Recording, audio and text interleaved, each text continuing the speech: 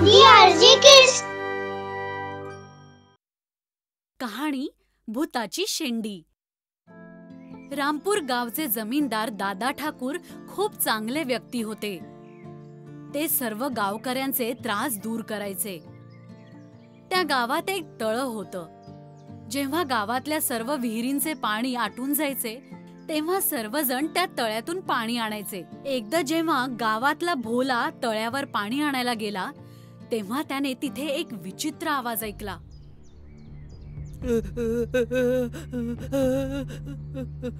हा कसला आवाज आहे? खूपच भीतीदायक आहे हा आवाज.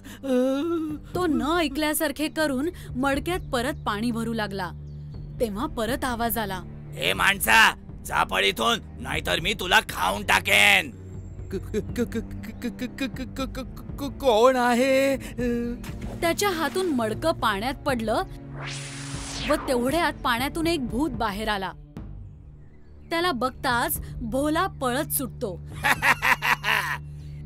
ही लोक मला इथे खूप त्रास देतात, पण मी यांना इथे येऊच नाही देणार. भोला पळत आपल्या घरी जातो आणि आपली आई जानकीला सगळं सांगतो. आई, आई तळ्यात भूत आहे. अरे बाळा, हे तू काय बोलतोयस? आजपर्यंत आपल्या गावात कधी कोणी भूत बघितलं नाही. आता अचानक भूत कुठून आलं? अगं आई, मी खरं सांगतोय. त्याला बघून मी तर घाबरून गेलो आणि मडकं सुद्धा तलावात सुटलं माझं. आता मी तिथे नाही जाणार. बर बर, तू नको जाऊस, मी जाऊन बघते. नको नको नको आई, तू सुद्धा तिथे नको जाऊ. अरे अरे बाळा, मला काहीही नाही होणार. जानकी भोलाचं ऐकत नाही आणि ती तलावा किनारी जाते आपले मडके शोधायला. तिला पाण्यावर आपलं मडकं तरंगताना दिसतं. ते बघा माझं मडकं. हा भोला पण ना, माहित नाही याने कोणतं भूत बघितलं ते. जेव्हा जानकी मडकं उचलण्यासाठी पाण्यात हात घालते तेव्हाच भूत तिच्या समोर येतं. जानकी घाबरते. कोण आहेस तू? मी भूत आहे. चुपचाप आता इथून निघून जा, नाहीतर मी तुला खाऊन टाकेन. जानकी तिथून पळून जाते. याच प्रकारे अजूनही गावकरी तलावावर पाणी भरायला जातात तेव्हा भूत सर्वांना घाबरवतो. सगळे त्रासलेले गावकरी दादा ठाकूरकडे जातात. काय झालं आहे? आज तुम्ही सर्वजण एकत्र इथे आलात. काही समस्या आहे का? दादा ठाकूर, आमची मदत करा. आम्ही सगळे गावकरी खूप त्रासलेले आहोत. सांगा, का त्रासलेले आहात? तालावात एक भूत आहे, त्याच्यामुळे आम्ही तालावावरून पाणी भरू शकत नाही आहेत. त्या भूताला तिथून कसं पळवायचं दादा ठाकूर? काहीतरी करा. अच्छा, असं आहे. तुम्ही घाबरू नका, मी त्या भूताचा बंदोबस्त करतो. खूप खूप आभारी आहोत दादा ठाकूर. सगळे गावकरी तिथून निघून जातात. मग दादा ठाकूर आपल्या घोड्यावर बसून तलावाजवळ जातात. तिथे पोहोचल्यावर ते जोर जोरात बोलतात. चला, आज तलावाच्या पाण्यात अंघोळ करतो. खूप दिवस झाले तलावात अंघोळ करून. हे ऐकून भूत त्यांच्या समोर येतं. इथून पळून जा, नाहीतर मी तुला खाऊन टाकेन. कोण आहेस तू? मी भूत आहे. दिसत नाहीये का? जर तू भूत आहेस तर तुझी शेंडी दाखव. भूत असेच थोडीच असतात. हे ऐकल्यावर भूत मागे फिरतो आणि दादा ठाकूरला आपली छोटीशी शेंडी दाखवायला लागतो. बघ, माझ्या डोक्यावर एक शेंडी आहे ना, दिसते का? जसं भूत मागे फिरून आपली शेंडी दाखवत असतो तसं दादा ठाकूर आपल्या कपड्यांमधून कात्री काढून त्याची शेंडी कापतात आणि आपल्या खिशात ठेवतात.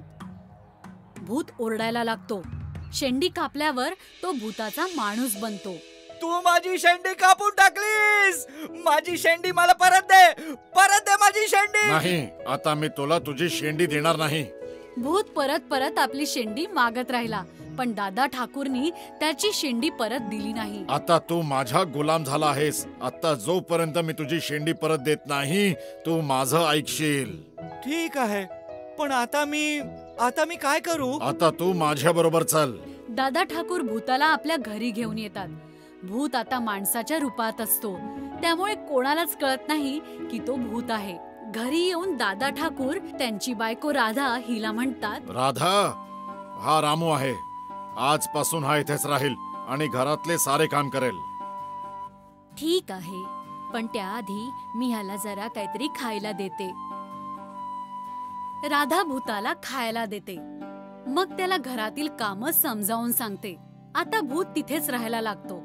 इथे गावकरी पण खुश होतात की तलावातून भूत निघून गेलं. बघितलं साई, आता तलावातलं भूत कुठेतरी निघून गेलं.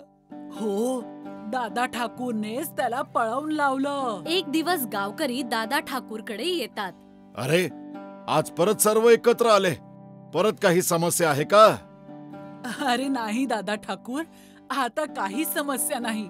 आम्ही तर हे सांगायला आलोय की तलावातल्या भूताला पळवून तुम्ही आमच्यावर खूप मोठे उपकार केलेत. हो दादा ठाकूर, आता आम्हाला कोणी घाबरवत नाही. रामू बनलेला भूत हे सगळं ऐकत असतो.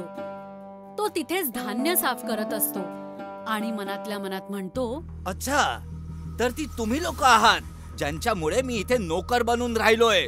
ज्या दिवशी माझी शेंडी मिळाली ना, त्या दिवशी मी तुम्हाला असा घाबरवीन की लक्षात ठेवाल. दादा ठाकूर भूताकडे बघतात आणि हसत बोलतात की आता तुम्हाला घाबरण्याची अजिबात गरज नाही.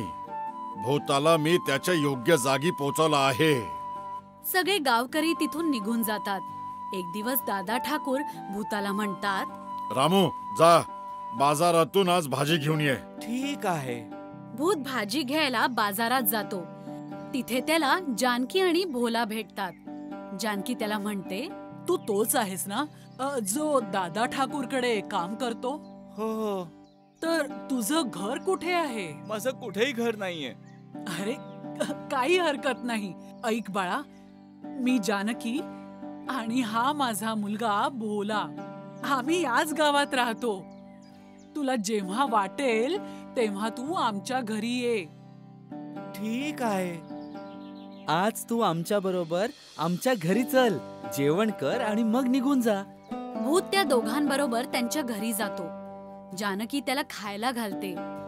भूत मनातल्या मनात विचार करतो, ही लोक तर किती चांगली आहेत. मी उगाचच यांना त्रास दिला होता. मी ह्या माई लेकाला तलावातून पाणी नव्हते भरून दिले आणि ही दोघं मला जेवायला देत आहेत. अरे, काय विचार करतोयस बाळा? काही नाही, आता मी जातो.